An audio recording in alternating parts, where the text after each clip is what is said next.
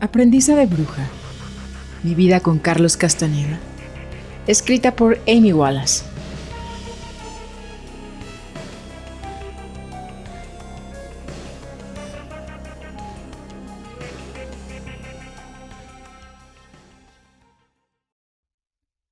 Hoy les presentamos el capítulo número 24. El teatro de lo real. Por fin, Carlos comenzó a inventarse un trabajo de brujería para mí que podría haber procedido de uno de sus libros. Bueno, de una versión urbana. Había creado un papel para mí, no en las representaciones privadas del grupo, es decir, el teatro de brujería, sino en lo que llamaba el teatro mágico de lo real. Carlos decidió que tener un novio me resultaría beneficioso. Sus motivos no eran totalmente claros y diáfanos. A veces, lo que quería era promover discusiones entre mi hermano y yo. Aunque el cómo y el por qué, eso se iba a conseguir, no era demasiado concretos. Yo sospechaba que Carlos no podría resistirse a lanzar un ataque contra la infraestructura de una familia. Tal era la violencia con que despreciaba la vida familiar normal. Y ello, pese a que siempre había sentido una especial debilidad por David. Guido Manfred era su primera opción, aunque nunca aclaró de qué manera Guido podría poner nervioso a David.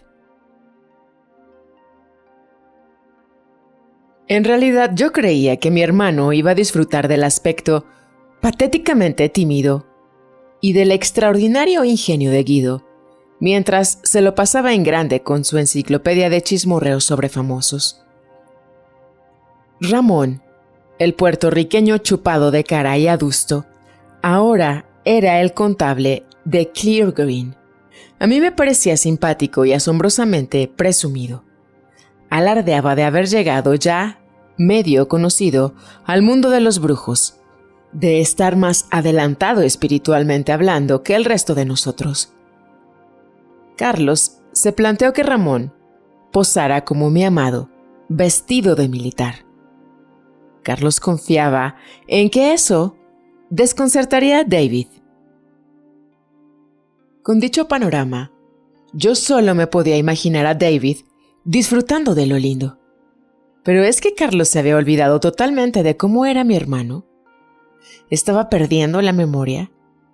Ridley, el argentino tímido y culto, quedó cruelmente descartado cuando Carlos le comunicó a la clase que carecía del empuje necesario para llevar a cabo esa tarea. Ridley se ruborizó mientras encajaba el golpe. Entonces percibí que Carlos estaba a punto de proponerme un test lésbico, por lo que me adelanté. Cogí a Astrid por la cintura.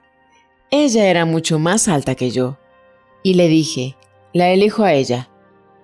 Astrid se metió en el papel en un abrir y cerrar de ojos, prometiendo que se pondría botas de montar negras, pantalones de cuero y que llevaría las llaves de camión de Rigor colgando del cinturón. Carlos vetó el guión. «Porque no deseo que Silvia te borre del testamento. Te han jodido tanto que te mereces una recompensa. Te la deben». Florinda se dedicó a soltar un rollo inacabable a favor de uno de los hombres más apacibles del grupo. Insistía en que, como era gordo y poco intelectual, nuestra reunión sería de lo más ridícula. Trataba de ponerme a prueba y torturarme, inventando sobre la marcha, como ahora sospecho que siempre hacían. «Flo», le pregunté en privado, «¿pero cómo lo voy a lograr?» Me calarían enseguida. ¿De qué hablaríamos durante la cena? Se mostró inflexible. Tú te llevas a tu mamita a un lado y le dices al oído: no puedo quitarle las manos de encima, ni te imaginas cómo me come el coño. Ese es el tipo de cosa que don Juan nos ordenaba hacer. ¿Por qué alguno de vosotros debería tenerlo más fácil? Carlos permaneció impasible ante los ruegos de Flo. El plan quedó desechado. El único motivo práctico de todo esto, aparte de hacerle la Pascua a mi ego, era alejarme de los acontecimientos familiares como el Día de Acción de Gracias o la Navidad, las cuales, extrañamente a Carlos, le encantaba celebrar. Aún estábamos a comienzos de otoño, pero el nahual urdía sus planes con mucha antelación. Su razonamiento era que yo necesitaba un hombre que siempre me estuviese planteando exigencias con respecto a mi tiempo. Lo cierto es que entre mi familia y las cenas del grupo, durante las vacaciones, tenía que hacer malabarismos de difícil ejecución. Las fêtes de Carlos tenían su fecha, su pavo, sus regalos y sus espantosos bingos. Después de cada fiesta, solía expulsar a alguien diciendo: «Después de cada fiesta hay demasiada presión, te lo garantizo, rodarán cabezas». En mis peores momentos, me imaginaba que disfrutaba incrementando la tensión del grupo al máximo. Así pues, con el tiempo, Guido siguió siendo el candidato de Carlos. Por fin, se organizó una cena en la que estarían Guido, mi madre, mi hermano y mi querido amigo y de la familia, Bob. Yo escogí el restaurante, el elegante Michael's de Santa Mónica. Cuando llamé a Guido para contárselo, aprobó mi elección diciendo solemnemente: «El nahual solía ir ahí». Pero cuando le dije que había invitado a Bob sin pedir permiso, se enfureció. «Ellis, no puedes tomarte las cosas a la ligera. Es una maniobra. Sencillamente no puedes invitar a alguien. ¿No lo entiendes? ¡Qué fuerte!». La mañana del día de la cena, Carlos me dijo que Guido no iba a ir. Ya no había energía. La puerta, por extraño que parezca, se había cerrado. Me ordenó que en la mesa, cuando me diera cuenta de que Guido me había plantado, rompiera a llorar. Se trataba de despertar la piedad de mi madre y, por descontado, de ponerme a prueba. Cuando llamé a Guido para informarle, se mostró pensativo y estoico. «Deseaba besarte en el cuello delante de todos», susurró. La velada transcurrió conforme al plan previsto. Yo, de verdad, parecía destrozada, lanzando miradas a la silla vacía de Guido junto a mí, y todos se mostraron muy comprensivos.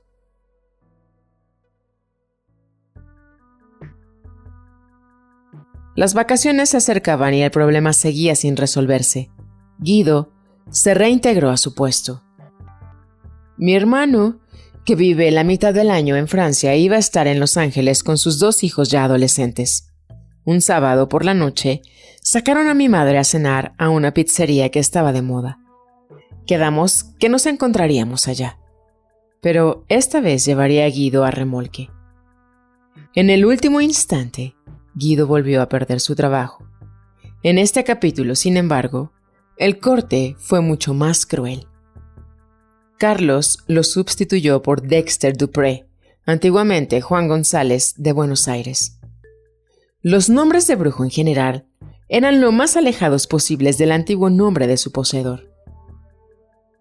Dexter era un estudiante de quiropraxia, alegre y atractivo, según el gusto convencional. Se había pasado unos años pululando por la periferia del grupo hasta conquistar el favor de Carlos. Al principio, Dexter me gustaba, y como siempre era uno de los pocos con quien poder hablar, cuando aún era simplemente Juan. A Belua, en particular, le desagradaba. Decía que tenía las cejas demasiado peludas, como un gusano. Y debido a que Carlos consideraba que el pelo en ambos sexos era un rasgo humano que nos relaciona con el mono, aquellas pobladas cejas eran una baza en su contra. A Dexter le encantaba ligar, y como de costumbre, nadie le había dicho que estaba prohibido. Así, cuando intentó morderme el cuello durante sus primeras semanas en la clase, le sonreí y le dije que se andase con cuidado. Él pareció no entender. Yo sabía que si lo advertía sobre las normas y él me delataba, a mí me podrían expulsar, por lo que me limité a aludir muy indirectamente a ello. ¿Qué es lo que Astrid, Guido, Puna y Suna habían hecho conmigo en mi primera época?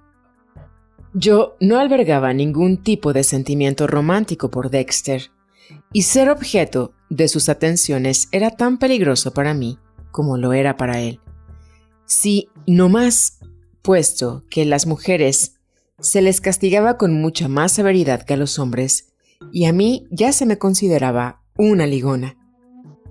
Sonia informaba regularmente a la superioridad cada vez que me sorprendía hablando con un hombre.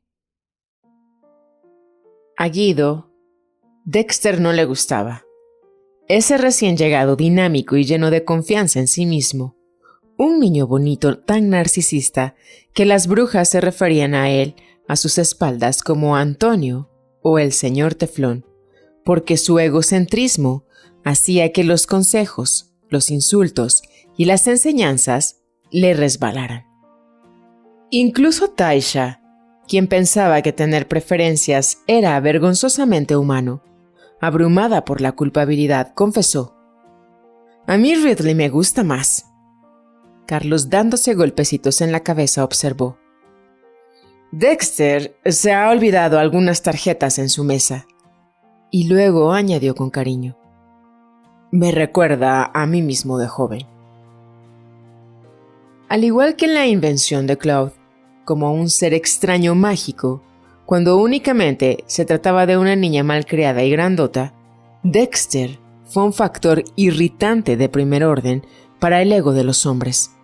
Aunque no se dijo nada mágico de él, regularmente supo salir con bien de todo tipo de meteduras de pata, tonterías que a otros hombres les habrían supuesto la expulsión inmediata. Guido respondió a la noticia de su destitución como novio mío con su habitual comedimiento en este tipo de situaciones. Se trataba de una afrenta seria a su lugar jerárquico en el grupo como macho alfa por debajo de Carlos. El nahual estaba dando de empujones con gran eficacia a 3 egos, haciendo pedazos el de Guido, hinchando el de Dexter y metiendo el mío en una montaña rusa. Carlos disfrutó de lo lindo planeando su gran travesura antes de la clase, y Guido se vio obligado a aguantarla mientras Dexter lo reemplazaba en aquella telenovela como polo masculino de atención. Antes que nada, Dexter necesitaba un nombre y una profesión. Con la ayuda de Nancy, una chica medio italiana, Carlos lo bautizó como el Dr. Piero Labruna. El Dr. Labruna era de sangre azul y tenía 2 doctorados, uno de la Universidad de Roma y otro de Johns Hopkins. Dexter y yo nos reunimos en mi apartamento para poner en orden nuestra historia. En vez de una cena, íbamos a celebrar la más breve de las reuniones con mi familia y mi amigo Bob. Piero pasaría a buscarme con prisas, alegando que llegábamos tarde a una recepción que tenía lugar en un congreso de quiroprácticos. Yo sospechaba que lo mejor de la magia de Carlos ya estaba hecho, puesto que sus 3 discípulos ya se estaban enfrentando con sus sentimientos. De su aspecto, sin embargo, se deducía que Dexter tampoco se estaba enfrentando demasiado y sí, en cambio, se hinchaba más. Cuando le comenté a Dexter que Guido estaba celoso, un motivo más para moderar el mordisqueo del cuello, se quedó estupefacto. ¿Qué? ¿Por qué?, preguntó. No importa, suspiré. Dexter no regía. Al doctor Labruna se le indicó que me pasara a recoger por la pizzería. Carlos me había ordenado que brincara de mi asiento, abrazase a Dexter apasionadamente e intercambiase con él algunas palabras en italiano. Luego, tras la más apresurada de las presentaciones, nos precipitamos hacia la puerta cogidos de la mano. Dexter no se tenía que llegar a sentar de lo ansioso que estábamos por quedarnos a solas. En nuestra última reunión preparatoria, Dexter comenzó a meterse en el papel. Quizá yo también. Empezó a tratarme como a una esposa. Me daba órdenes y me recordaba las instrucciones de Carlos una y otra vez, insistiendo en que yo hiciera las cosas según él las interpretaba. Era un auténtico fastidio. ¿Qué hacía ese cachorrillo novato mandándome? Así pues, repliqué bruscamente al doctor Labruna y nos separamos hasta después de la cena. Durante la cena estuve con los nervios de punta comiendo sin apetito. Si fracasaba en ese empeño, ya sabía lo que me esperaba. Una nueva expulsión. Además me sentía culpable por mentirle a mi familia y a la de mi hermano. Pero eso era la brujería, lo real. Por descontado les había contado exageraciones sobre Piero en un tono de gran entusiasmo. A mi madre incluso le había dicho que habíamos hecho una escapada a Roma para conocer a sus padres. Y aquí estaba yo, en un centro comercial, aguardando que llegara el amor de mi vida. Piero apareció a la hora exacta, oliendo a colonia barata. Casi me puse a toser, pero logré dominarme y me arrojé en sus brazos, besándolo con tanta pasión como el decoro permite.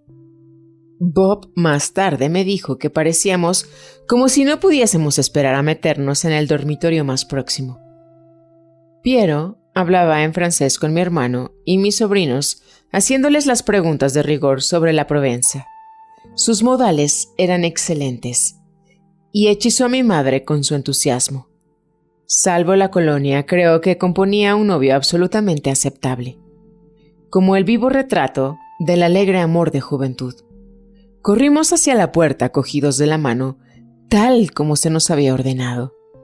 Fuera estaba lloviznando. Dexter y yo nos pusimos a bailar bajo aquella lluvia feliz. Chillamos, nos abrazamos y nos regocijamos.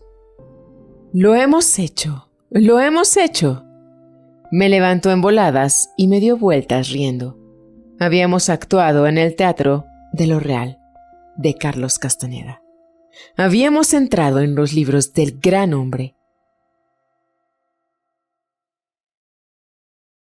Llamé a Carlos inmediatamente, en cuanto me quité aquellas ropas que apestaban a perfume. Se mostró muy complacido, ansioso porque le contase todo acerca de la reacción de mi madre. No tardé en enterarme de que Dexter había triunfado en toda la línea con ella. Estaba encantada con su futuro yerno y ya estaba propagando la buena noticia entre sus amistades y preguntándome si habíamos fijado la fecha. Yo acudí a la siguiente clase nocturna emocionada y por encima de todo aliviada. El grupo se congregó al pie de la escalera, como de costumbre, aguardando a que acabara la clase de yoga. Dexter y yo sonreíamos, y cuando Carlos llegó, con Astrid de chofer, pues él ya no tenía vista para conducir, me quedé junto a Dexter sonriendo y gesticulando un poco, como si estuviera posando para una foto. Carlos se volvió hacia mí. «Gilipollas. Mierda babosa. ¿Qué te crees? ¿Que estás casada? ¿Te lo crees? ¿Te crees que Dexter es tu hombre? Carajo. Pendeja. Jódete, pedazo de...» Se alejó de mí asqueado y empezó a subir las escaleras. Astrid me miró con una expresión de tristeza. Todo volvía a empezar. Me fui para el rincón de los zopencos al final de la clase, deseando que existiera algún lugar más alejado en donde esconderme. Tanto Dexter como yo sonreíamos. No había dado ningún espectáculo. ¿Por qué entonces tenía que cargar con toda la culpa?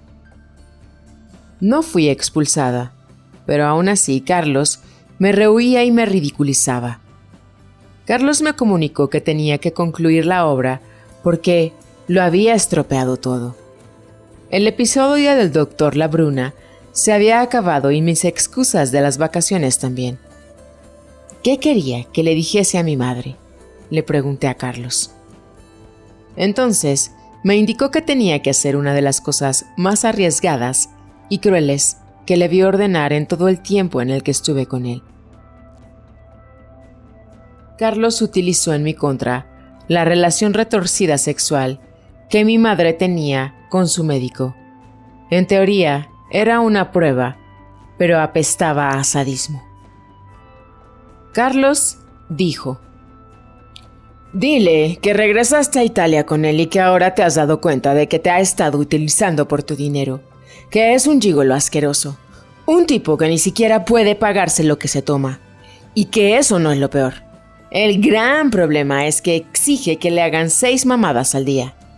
Llámala, díselo, eso es lo que tienes que hacer». Colgué el teléfono y rompí a llorar.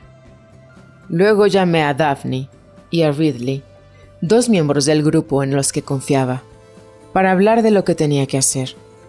Me ayudaron a ensayar, sugirieron el tipo de lenguaje más apropiado y lo hice. Aún me preguntaba si Carlos podía leerme el pensamiento y hasta qué punto. No sabía si el espíritu del selector me estaba observando. Le conté a mi madre que la familia Labruna era de rancio abolengo, pero que estaban arruinados y que Piero no tenía ninguna intención de ponerse a trabajar y que me iba a quedar atrapada al otro lado del Atlántico como una esposa italiana, lavando ropa todo el día. Al final, le confesé a las claras nuestros problemas sexuales. Eso se le resbaló. «Hombres», exclamó, «pueden llegar a ser tan egoístas. Bah, hay muchos peces en el mar. Me sabe mal, nena, pero me alegro de que lo hayas descubierto ahora». Crónicamente indiferente para sobresaltarse por asuntos de sexo, mi madre frustró aquel plan de Carlos destinado a perturbarla. Según se fue agravando su enfermedad, los planes que urdía Carlos para subvertir las relaciones familiares de estos se hicieron cada vez más perversos. Sin embargo, no había tenido en cuenta las excentricidades de mi madre. Cuando le conté lo indoloro que había sido, pareció desilusionarse.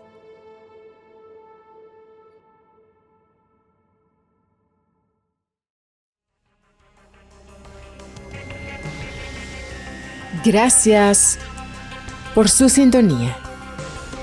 Esto fue una narración de Energía Fina y una producción de Chavenato. Hasta un nuevo capítulo. Mientras tanto, fuerza en ti.